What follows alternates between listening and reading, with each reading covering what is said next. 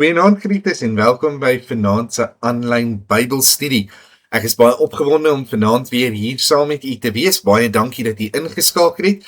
Vanaand gaan ons verder kyk na die sendbrief 1 Johannes en begin ons aan hierdie begin van die tweede kwartaal ook sommer met hoofstuk 5 vers 1. En ek is baie opgewonde om hierdie vers met u te behandel. Ons gaan net na een vers kyk, want hy is so propvol inligting, dat dit eintlik 'n onderrig sal wees om na meer as net hierdie een versie te kan kyk vanaand. So ek is baie opgewonde om dit met u te deel. Kom ons sluit die oë en dan bid ons net saam voordat ons begin. Here Jesus, baie dankie vir die ongelooflike voorreg wat u vir ons gee, om u woord te kan lees, om daardeur gevoed en gevorm te kan word. Dankie Here Jesus, dat ons nooit moeg hoef te raak om u woord te open nie, maar dat daar altyd vir ons splinter nuwe waarheid binne-in is, dat ons altyd met 'n dieper en 'n beter verstaan kan groei in ons liefde en kennis van u. Vader, ek wil kom vra dat u deur u Heilige Gees die waarhede wat in hierdie gedeeltes saamgevat is, in ons harte en in ons gees lewend sal kom maak, sodat ons daardeur veranderd kan wees, vernuwe kan wees, nuwe kinders van die Here kan wees, wat uit kan gaan in hierdie wêreld en 'n getuie vir u kan wees. Dankie Vader vir die ongelooflike voorreg wat ons het om getuies te wees. Seën dan asseblief ook elke een wat vanaand ingeskakel is. Help hulle en help my om hierdie waarhede te kan inneem, deel van ons lewens te kan maak en om dit na harte te kan verstaan. Ons loof u Here, dat u ons hoor en dat u by elkeen van ons persoonlik is vanaand. Ons loof u naam tot in ewigheid. Amen. Nou ja, soos wat ek vir u gesê het, gaan ons vanaand weer kyk na vers 1 van hoofstuk 5. Die weerkykers gaan eerste keer daarna kyk, en dis 'n baie besondere vers. Ek gaan dit sommer dadelik vir ons deurlees. Jy gaan sien hoofstuk 5 vers 1, die opskrif daar in ons Bybel sê die geloof in Jesus en die gevolge daarvan. Dis presies wat ons in hierdie gedeelte gaan sien. Wat is die gevolg van ons geloof dan in die Here Jesus Christus? Die vers self lees, elkeen wat glo dat Jesus die Christus is uit God gebore. En elkeen wat die Vader liefhet, het ook die een lief wat uit hom gebore is. 'n besondere gedeelte. Nou, as ek net so 'n bietjie na die vers in sy geheel kan kyk, ek gaan hom daar so 'n bietjie vir ons net wys, dan sien ons in die eerste plek dat Johannes eintlik hierdie vers vir ons verdeel in twee verskillende gedeeltes, en hy doen dit deur elke keer vir ons die woordjie elkeen hierso uiteen te sit. So elkeen verdeel eintlik hierdie versie dan so in twee verskillende gedeeltes. En dis baie besonder dat ons dit moet verstaan, omdat hy vir ons in hierdie metode twee algemene reëls wil kom gee. Nou dis iets wat ons nog sal sien van Johannes, maar as 'n reël kan ons sê, wanneer Johannes elke keer praat van elkeen, dan praat hy, en ek gaan net 'n nota hier maak, van 'n algemene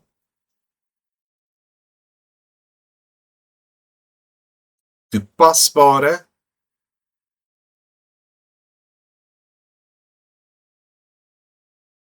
waarheid. 'n algemene toepasbare waarheid. En dit sien ons in die woordjie elkeen. Nou, wat ek daarmee bedoel is eenvoudig, Johannes gebruik hierdie woordjie elkeen amper soos wat ons 'n spreek sou gebruik. 'n Spreek is ook 'n algemeen toepasbare waarheid. Dit is 'n waarheid wat eintlik maar meeste van die tyd waar is, en dis iets wat ons op die alledaagse lewe kan toepas. Dis 'n verskynsel wat ons dan baie gereeld sien, nee. Ons sal sê, al dra 'n vark 'n goue ring, bly nog steeds 'n lelike ding. En in die samelewing sien ons dat iemand wat miskien dalk baie duur besittings het, nog steeds nie 'n baie goeie geaardheid miskien kan hê nie. Die betekenis natuurlik van daardie spreek. En dit is presies die gedagte wat Johannes hier wil kom oordra. Dis 'n algemene, toepasbare waarheid, iets wat ons op elke een van ons kan toepas. En dan kom beskryf hy vir ons 'n persoon.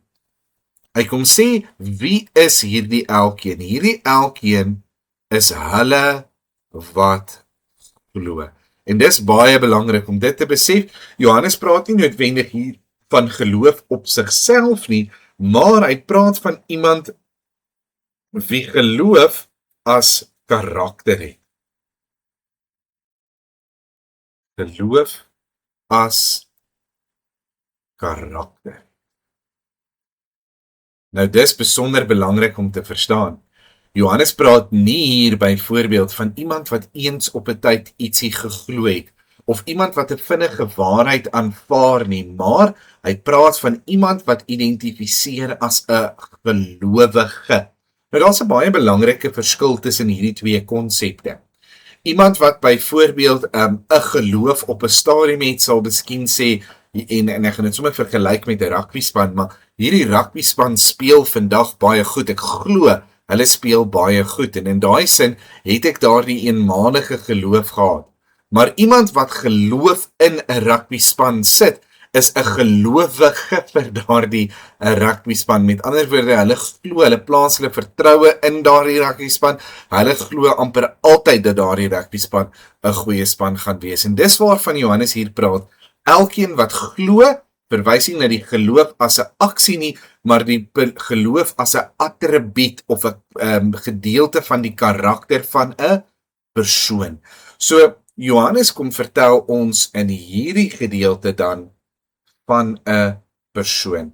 Hierdie persoon is iemand wat glo. Nou, hulle glo ook nie sommer net in enigiets nie, maar hulle glo dat Jesus die Christus is. En die feit dat Jesus die Christus is, mag dalk so klein bietjie vreemd vir ons klink, want ons gebruik partykeer verkeerdelik die woord Jesus Christus, asof Jesus se naam was en Christus Jesus se van was. Nou in daardie tyd het hulle nie so gewerk nie, 'n mens het nie 'n van soos dit gehad nie. Jy was baie keer geïdentifiseer op grond van wie jou ouer was. So jy was Simon bar Jona, met ander woorde Simon die seun van Jona. Maar wanneer ons praat van Jesus die Christus, dan praat ons van iets heeltemal anders. En ek gaan daar so 'n bietjie inzoom dat ons lekker kan praat oor wat daar gebeur. So Jesus die Christus. Dit gaan net gou uit nou 'n bietjie daar verlore geraak. Ons probeer weer. Daar sê Jesus die Christus.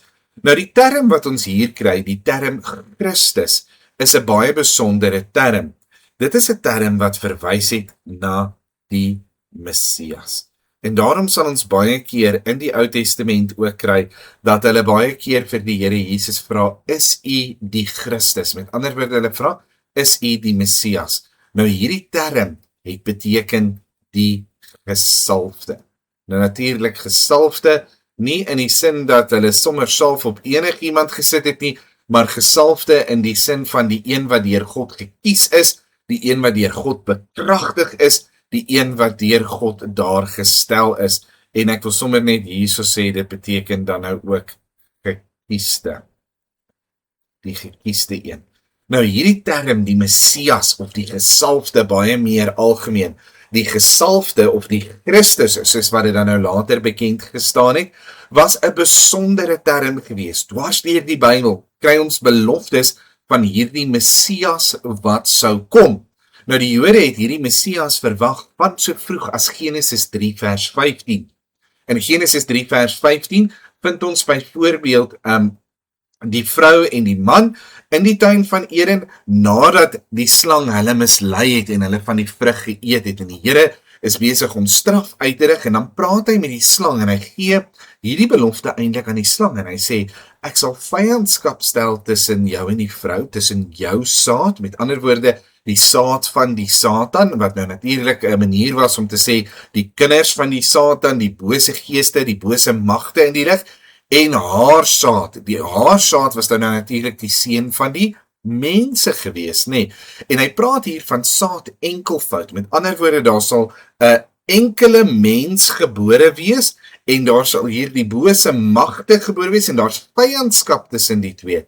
En dan die belofte, jy sal hom aan die hakskeen byt, en hy sal jou die kop vermorsel. Nou natuurlik daardie aan die hakskeen byt, verwysende na die kruisdood van die Here Jesus, en daardie dae was daar nou nie 'n lekker slang teengif beskikbaar gewees nie, so as die slang jou in die hakskeen gegryp het, dan het jy eintlik maar so 'n bietjie die emmer geskop, nee, dan was jy so half dood.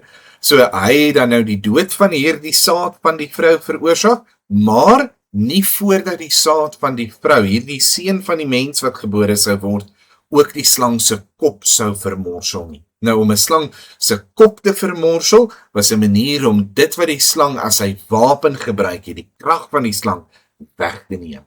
En dan vind ons dwars deur die Ou Testament hierdie belofte van die Messias wat oor en oor en oor vir ons gegee word. En partykeer baie direk, partykeer baie pertinent gesê. Psalm 2 is 'n goeie voorbeeld. Die Here het gesê en hy praat met sy gesalfde en sy gesalfde sit langs hom in die troonkamer van die Here. En ander kere baie meer indirek. Ek dink byvoorbeeld aan Noag en die ark is 'n indirekte profesie van ook die Messias wat sou kom. Want die oordeel van God was aan kom oor die wêreld as gevolg van hulle sonde en in ons geval, in die geval van die mensdom, die oordeel van God het oor die mens gekom as gevolg van die sonde en die oordeel van God is hierdie helvuur wat ons verwag en die oordeel in Noag se tyd was dan nou hierdie vloede wat die mense verwag het. Maar God wil nie dat enigiemand verlore wil gaan nie, maar dat almal gered moet word. God wil vir almal 'n kans gee. So hy vind 'n man en hy laat hom 'n ark bou en almal wat in die ark is, word gered, net soos wat almal wat in Christus is, ook gered word.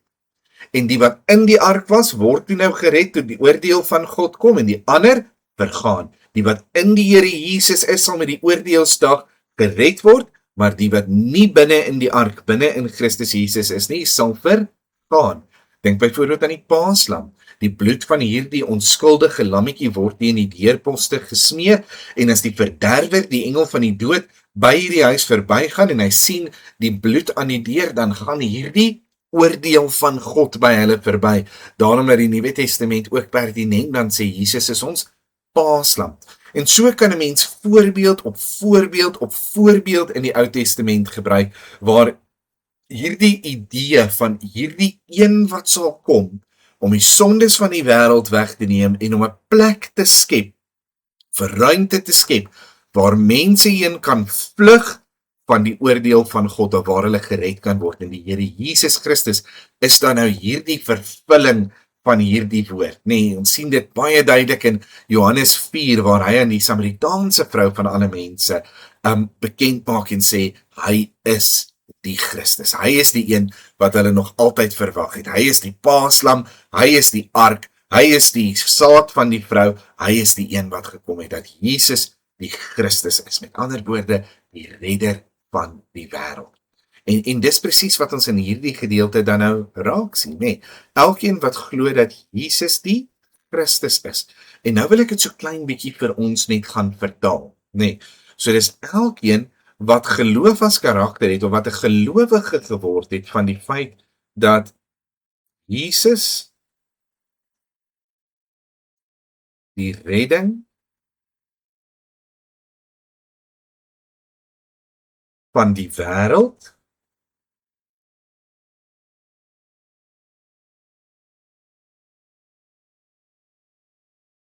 is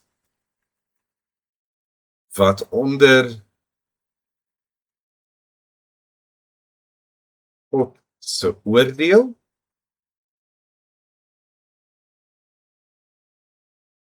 van sonde staan. En dan kom ek agter my sinnetjie mag dalk bietjie dubbelsinnig wees, maar hierdie wêreld is dan die wat onder die oordeel van God staan. En om dit te verstaan moet ons so 'n bietjie gaan kyk na wat presies hier gebeur en dan na iets wat ons dan nou sommer vir mekaar sê die ordo solitis is, met ander woorde die heilsleer. En ek wil dit vinnig vir ons net verduidelik. En dis die evangelie maar in 'n neutedop.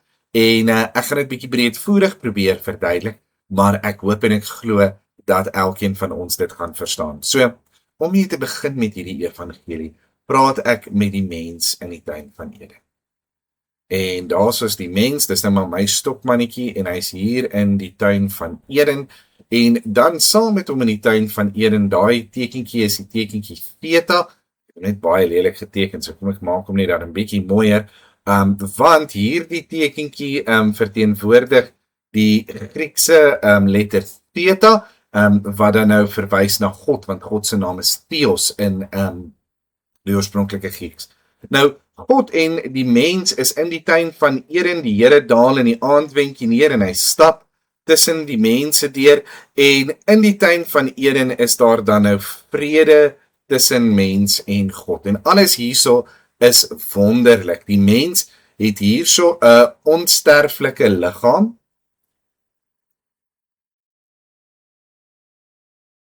Onsterflike liggaam. Met ander woorde, die liggaam is onsterflik. Hy sal nie doodgaan nie as dit nie was dat die sondeval plaasgevind het nie. So Adam nog hier onder ons geleef het, hy sou nooit gesterf het nie. So onsterflike liggaam, daar's geen siekte nie, daar's geen hongerte nie, daar's geen behoefte nie.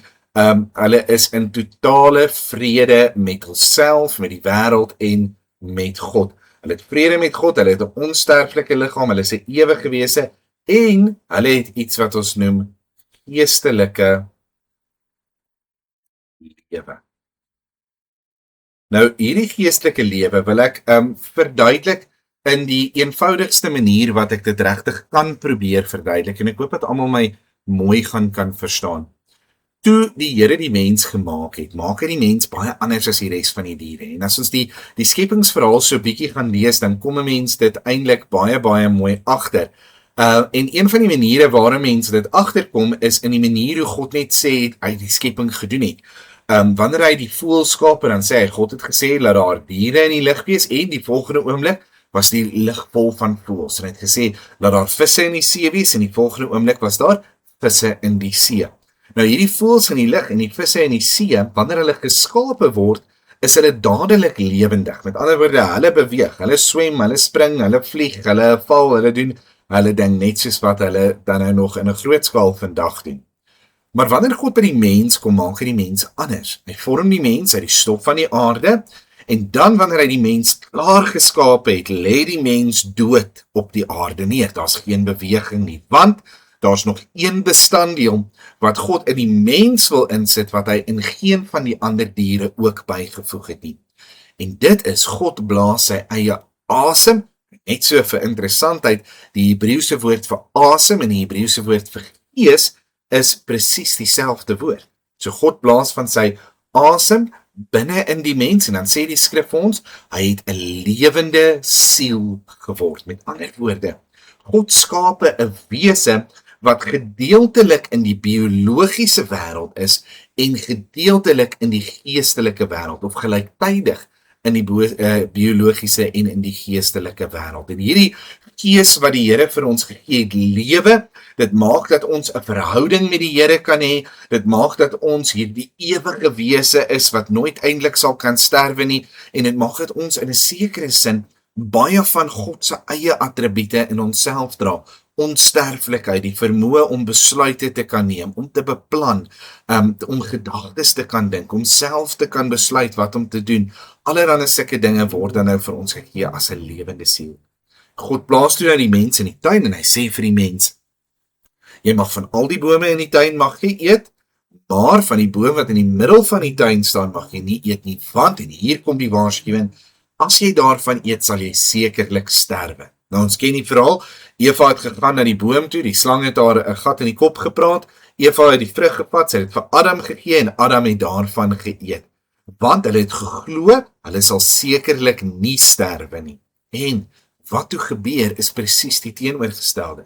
Nie net kry hulle 'n sterflike liggaam nie, met ander woorde, hierdie liggaam wat onsterflik was, wat miskien ewig sou lewe, ons weet die boom van die lewe was ook binne in hierdie tuin, hierdie liggaam wat in volledigheid daarso was, wat in volmaaktheid amper daar gelewe het, word ewe skielik 'n sterflike liggaam, 'n liggaam wat siek kan word, 'n liggaam wat siektes kan opdoen, allerlei sulke tipe dinge, maar veel erger as dit, is daar 'n geestelike dood wat plaasvind.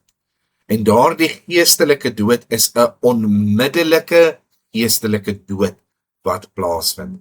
En dit plaas die mens in 'n verskriklike slegte posisie, want hoewel hy gebore word hy eintlik maar doodgebore, want hy is geestelik dood maar hy is liggaamlik, biologies lewendig.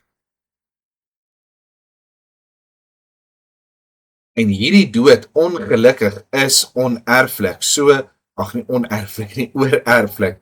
So al die kinders van die mens wat toe nou gebore word na Adam, word toe nou ook gebore, liggaamlik miskien lewendig, maar geestelik absoluut dood. En nou, die illustrasie is eintlik 'n bietjie griesaam, maar ek wil dit tog so gebruik sodat ons dit mooi kan verstaan. Hierdie dooie gees wat binne in die mens heers en wat binne in die mens is soos 'n gees wat vrot word. En wanneer dit so sleg word, dan maak dit dieselfde slegte geure na buite.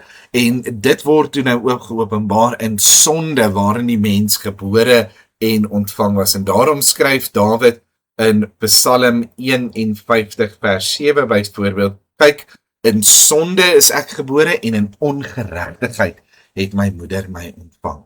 En nou kom ons by ons eie geboorte. So ons word ook gebore, en as ek en jy hier gebore word, dan word ons ook eintlik geestelik doodgebore. Ons weet nie eers ons is geestelik dood nie, dooie mense weet nie hulle is dood nie, ons weet nie dat daar 'n lewe is nie, ons het geen idee of sin van lewe nie, ons het nog nooit gelewe nie, so ons het net nie 'n idee nie. Efesiërs 2 vers 1 is vir ons 'n baie goeie voorbeeld wat sê, julle wat dood was deur julle misdade en julle ongeregtigheid. So ons word met hierdie geestelike doodsheid gebore in ons lewens. Nou, die vraag wat 'n mens moet vra is, wat doen 'n mens met 'n dooie mens?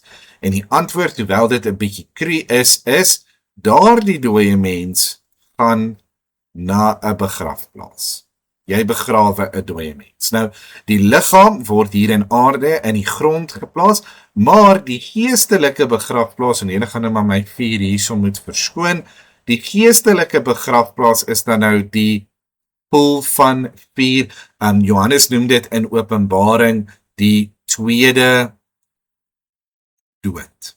Die tweede dood, die poel van vuur. En die waarheid daarvan is dat almal wat gebore is, almal wat na hierdie sondeval gebore is, word gebore reguit op pad graf toe en reguit op pad hel toe. So seker as wat hier sit en luister na my vanaand, weet dat jy op 'n stadium gaan sterwe, so seker moet jy weet dat jy op hierdie stadium van die verhaal, daar gaan nog 'n draai kom, maar op hierdie stadium van die verhaal eenvoudig op pad is na die ewige poel van vuur, na die hel toe. Nie omdat die Here lelik is nie, maar eenvoudig omdat 'n dooie liggaam in 'n graf hoort en 'n dooie gees in die helse vuur hoort. Nou, wanneer ons dan nou dit verstaan ons dat toe Adam hierdie gedagte gehoor het, hierdie dinge begin besef het, en die vrou daar was en die Here met die strawwe uitkom, kom die Here en hy gee vir hulle die moederbelofte. En hierdie moederbelofte bevat die belofte van 'n Messias. En hierdie Messias, hierdie Christus, kom gee vir ons 'n vermoë. En hierdie vermoë sê dat God, maak weer 'n prentjie hier, dat God ons op 'n stadium sal roep. Ons op 'n stadium sal roep. En ek praat hierso van Titus 2 vers 11, kyk, die reddende genade van God het aan alle mense verskyn. God roep alle mense tot bekering. Die Here Jesus het gesê, bekeer julle, want die koninkryk van God kom is op hande. Met ander woorde, die Here kom en hy sê vir elke liewe mens op een of ander stadium, op een of ander manier in hulle lewe, jy is nie geestelik lewendig nie, jy moet geestelik lewendig gemaak word. Hoe word ek geestelik lewendig gemaak? Wel, God gee vir ons die vermoë, en hierdie is 'n baie belangrike ding om te verstaan, en ons gaan dit baie mooi sien in Efesiërs, kom ek maak net gou daarso, Efesiërs 2 vers 8 tot 9. God gee vir ons iets wat ons noem geloof. God gee vir ons iets wat ons noem geloof. Hierdie geloof gee vir ons die vermoë om te kan glo dat hierdie Jesus, die persoon wat fisies gebore was, wel die Christus is, die vervulling van daardie belofte in die skrif. Nou as ons hierdie geloof aanneem, en ons glo met ons hart en siel dat Jesus Christus gebore is, dat hy aan 'n kruis gesterf het vir ons sondes, vir my sonde en jou sonde spesifiek, en dat my sondes daar aan die kruis voorbetaal is. Met ander woorde, net soos daar die paaslam geslag is en die bloed aan die deurkusyn gesmeer is, as ek glo dat die Here Jesus se dood vir my sonde betaal het en in die bloed van sy kruisdood aan die deurkusyn van my hart geplaas word, dan bring dit ietsie teweeg. Dit bring ietsie na vore. En daardie ietsie wat dit na vore bring is geestelike lewe. Met ander woorde, daardie dooie gees word gebore en hy word 'n lewende gees weer soos wat hy was amper aan die begin. En ons noem hierdie geboorte, omdat dit die tweede geboorte is. Jy het jou liggaamlike geboorte, Johannes 3 vers 3, as jy hierdie wil gaan lees, ons skryf dit daar neer, Johannes 3 vers 3, maar ons het ons fisiese liggaamlike geboorte gehad, en dan is daar 'n tweede geboorte, en daardie tweede geboorte is 'n geestelike geboorte,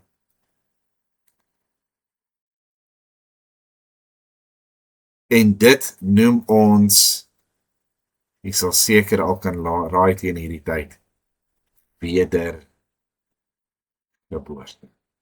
Nou, wanneer 'n mens weergebore is, dan gaan jy nie meer na hierdie plek toe waar ons die grafte het nie, nee. 'n lewendige mens word verkieslik nie begrawe nie.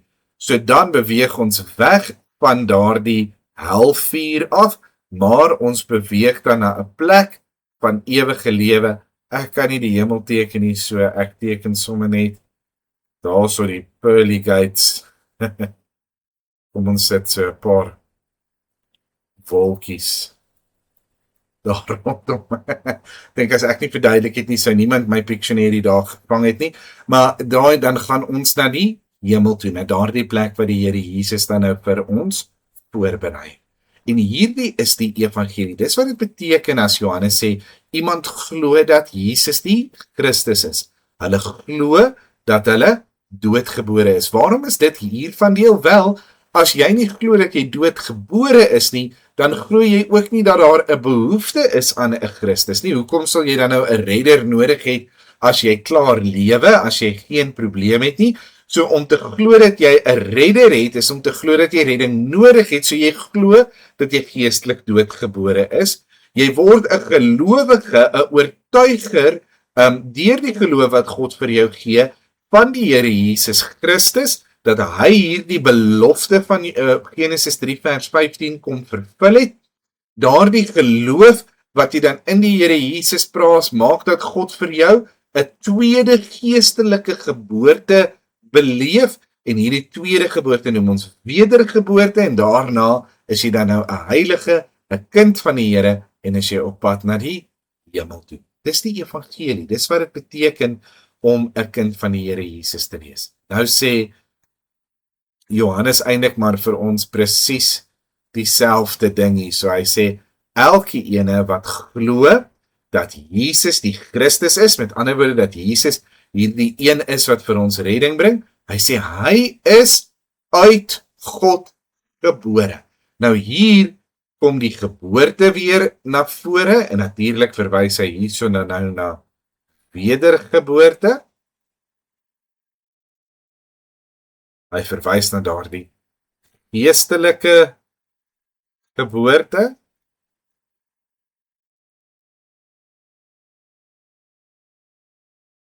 En dan is daar ook 'n volgende belangrike iets wat ons moet besef. Hy's uit God. Daardie uit God is 'n verskriklike belangrike gedagte om te besef. Nou ek gaan nou vir ons verduidelik hoekom. Die groot rede waarom hierdie gedagte so belangrik is vir ons, is vir die eenvoudige feit dat uit God gebore in hierdie geval beteken, ons maak dit so pyltjie hierso, dit beteken God is die bron en bewerker van ons wedergeboorte. Nou hier wil ek ietsie kom verduidelik. Nou dit gaan baie tegnies klink en dit gaan dalk onbelangrik klink, maar dit is eintlik nogal baie belangrik om reg te verstaan. Ons plaas ons geloof in die Here Jesus Christus en dan word ons gered. Maar dit is nie ons geloof wat ons red nie. Dit klink nou vreemd, en ons letterlik verse in die Bybel wat sê, jou geloof het jou gered. Maar wat ek bedoel is, wedergeboorte gebeur nie bloot omdat ek glo nie. Wanneer ek glo, dan reageer God op daardie geloof deur wedergeboorte te bewerk. Met ander woorde, dis nie die geloof op sigself wat amper los van God maak dat ek nou gebore word nie, maar wanneer ek geloof het in die Here Jesus Christus as Christus, ander woorde, ek plaas my vertroue in die Here Jesus, dat hy hierdie Messias is wat vir my sondes aan die kruis gesterf het, dan kom wederbaar God my. Met ander woorde, God maak my gebore word na die Gees. Maar hy is die bewerker van wedergeboorte. Dis belangrik om te besef. Mense wat dit baie keer nie besef nie, wat dink ons word weergebore omdat ons geglo het, of dis ons geloof wat ons wederbaar, dink baie keer dat wanneer daardie geloof wankel, dan gaan ons redding, ons wedergeboorte ook begin te wankel. En dan kry mens dinge soos die vervalleer, waar mense glo, jy weet, vandag is ek gered, maar dan doen ek ietsie verkeerd, en dan is ek weer ongered, en dan bekeer ek myself weer, en dan is ek weer gered, en dan het ek nou weer 'n fout gemaak, en dan is ek nou weer ongered, en ek moet nou maar net hoop, dat die dag as ek sterwe ek, terwyl daardie kurwe aan die bokant is, en nie aan die onderkant nie. Maar, is nie die waarheid nie. Geloof het nie gemaak dat ek gered word nie. Geloof het net vir God gesê, dat ek wil gered word, en God het daardie reddingswerk vir my kom doen. Nou die feit dat God die bewerker van die wedergeboorte is, beteken ook dat God die onderhouer van die wedergeboorte is. En daarom is my redding nie gegrond op die feit dat ek aanhou glo of nie aanhou glo nie. Natuurlik sal jy aanhou glo, maar dit is nie daarop gegrond nie. My redding is gegrond op die feit dat God nog steeds my vashou in sy hand. Daarom kry ons gedeeltes soos in Johannes 10, waar die Here Jesus sê, ek ken my skape, ek hou hulle in my hand, ek gee hulle die ewige lewe. My Vader hou hulle in sy hand, en niemand kan hulle uit die hande uit my Vader uitruk nie, en hulle sal nooit verlore gaan tot in ewigheid nie. Hoekom? Want dit hang nie van die skape af nie, dit hang van die herder af. Dit hang van die Here af, dit hang nie van die mens af nie. Ons is uit God gebore. Hy is die bron en die bewerker van die wedergeboorte. Met ander woorde, die lewe wat ons kry, is nie lewe wat ons self opgewek het nie. God gee vir ons die lewe, en hy maak ons lewendig om hierdie lewe te kan lewe. Dis baie belangrik om te verstaan. Ek weet, dit is 'n bietjie tegnies, maar dit is eintlik vir my so mooi. As ek die gelykenis van 'n herder en sy skape miskien kan gebruik. Wanneer daardie skaap dan nou deur die herder aangeneem word, die herder koop daardie skaap en hy bring hom in sy kudde in. Die oomblik wat die herder eienaarskap neem van daardie skaap, hang daardie skaap se plek in die kudde nie van die skaap af nie, maar van die herder. Die skaap gaan van tyd tot tyd dwaal. Moet die skaap dwaal? Verseker nie. Is dit gesond vir die skaap om te dwaal? Verseker nie. Kan die skaap in gevaar kom en seer kry wanneer hy dwaal? Verseker ja. Maar die feit dat hy in die kudde is, hang nie van die skaap af nie, dit hang van die herder af. Wanneer daardie skaap afdwaal, dan gaan haal die herder die skaap. Wanneer die skaap begin afdwaal, dan herinner die herder die skaap om by die kudde te bly. Waarom? Want dit is om sy naam ontwil, nee, dit is die Here wat die bewerker is en die onderhouer is van ons saligheid, van ons ewige lewe. Propvol inligting, net in hierdie eerste gedeelte van hierdie vers. So nou, kyk ons na die tweede helfte. in hierdie tweede helfte kom gee hy dan nou vir ons 'n tweede reël. So, ek wil net eers vir ons kom sê, okay, as jy regtig glo in die Here Jesus Christus, en nou, ek wil net dit ook noem, daar's baie mense wat sê, jy weet, jy word nie gered omdat jy net die regte dinge geglo het nie. Ek stry baie sterk daarmee, want dit is presies wat hier so staan. Jy moet glo, van hart en siel oortuig wees en jou vertroue plaas in die feit dat Jesus die Christus is, die Messias, die redder is. Dis nommer 1 belangrik. Dit is die geloof wat ons in die eerste plek red. So nou kom sê hy vir ons, okay, nommer 1, nie soos die ouens in 1 Johannes 2 vers 22 wat ontken het dat Jesus die Christus is nie, maar as ons glo dat Jesus die Christus is, dan is ons uit God gebore. Dit is vir my so mooi die perfektimheid wat hy daar gebruik, nee, met ander woorde, ons is uit God gebore, dis 'n ding wat gebeur het op 'n stadium in die verlede en aanhou tot op 'n tyd in die Here. Ek dink as ek reg onthou is my prentjie vir dit 'n sirkeltjie met 'n pyltjie wat so gaan. Met ander woorde, dit het gebeur en 'n streepietjie, ja. Dit het gebeur op 'n sekere tyd in die punt in die verlede en dit hou aan tot op 'n onbepaalde tyd in die toekoms. So ons is uit God gebore en ons sal altyd uit God gebore uitbly.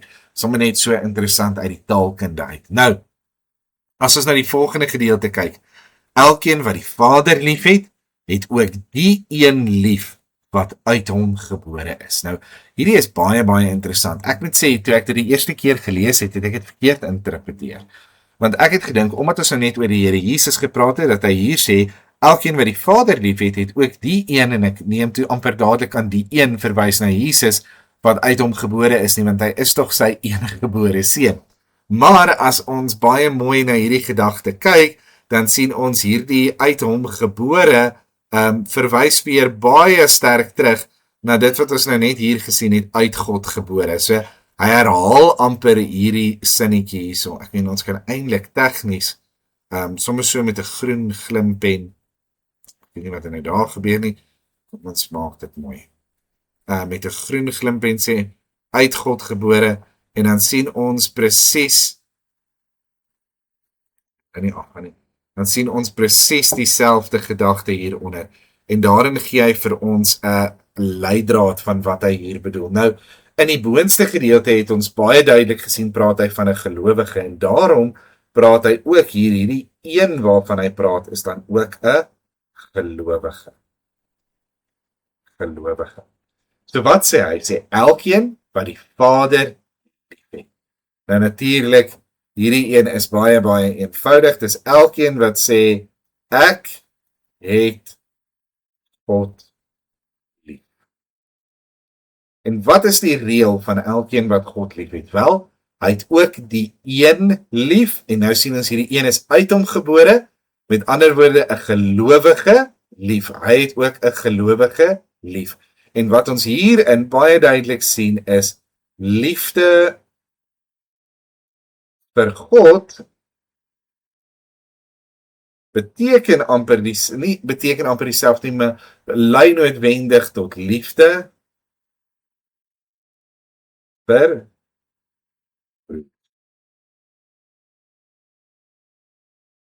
en susters.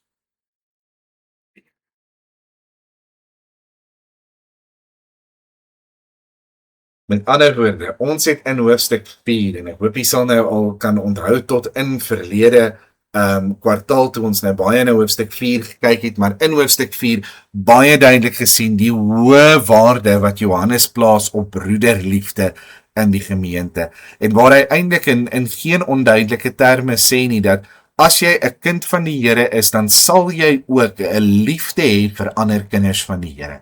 Ander kinders van die Here is jou geestelike gesin, hulle is geestelike familie, en dis by hulle wat jy gaan tuis voel, dis hulle wat jy gaan lief hê, dis hulle wat 'n deel van jou lewe gaan wees, dis hulle wat jy op praktiese maniere gaan help. Hy's baie pertinent om dit uit te druk. Nie net sê ek is lief vir hulle nie, maar wat jy op 'n baie praktiese manier gaan sê, hier is ek my broeder, kom dat ek jou help, kom dat ek vir jou hand bysit.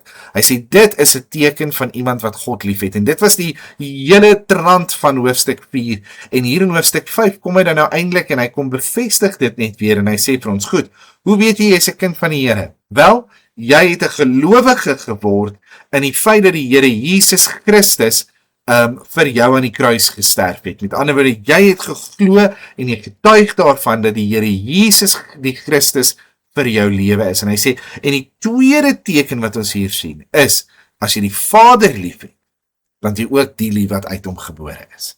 Met ander woorde, dan het jy ook jou mede-kinders van die Here lief. Ook die ander wat saam met jou getuig dat Jesus die Christus is. En dit is vir my 'n pragtige beeld.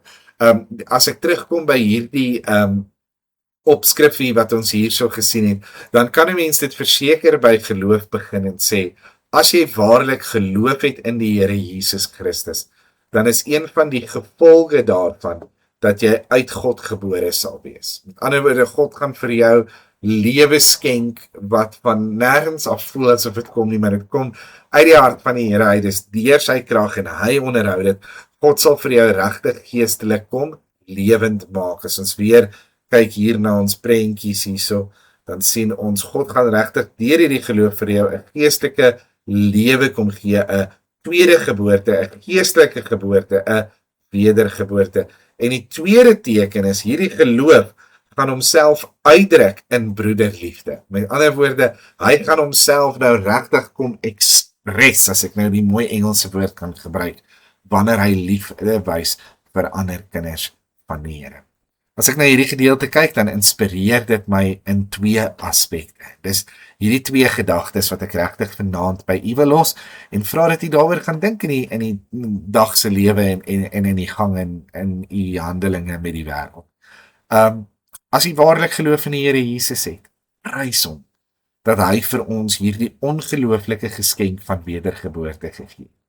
Dit is eintlik hartseer dat terwyl baie Christene die waarlike geestelike lewe het, dat hulle verhouding met die Here afskeep, dat hulle die dinge van die wêreld najaag en liefhet, en dat hulle met flou dinge so sonde in hulle lewe sit, terwyl daar hierdie wonderlike geskenk van geestelike lewe is, van die vermoë om in 'n verhouding met die Here te kan lewe. Wat 'n ongelooflike pakkie wat die Here vir ons gegee het, 'n ongelooflike geskenk, en mag ons daarna streef om te onthou, dis geestelike lewe, nie net godsdiens.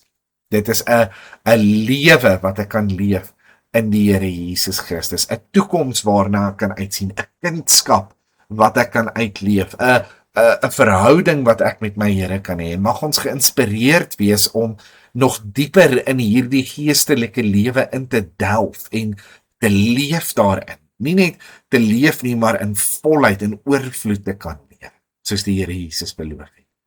En dan natuurlik die tweede, laat dit ons inspireer tot broederliefde, omdat hierdie lewe juis sy uitdrukking vind in die manier hoe ons ander in ons lewens kan help.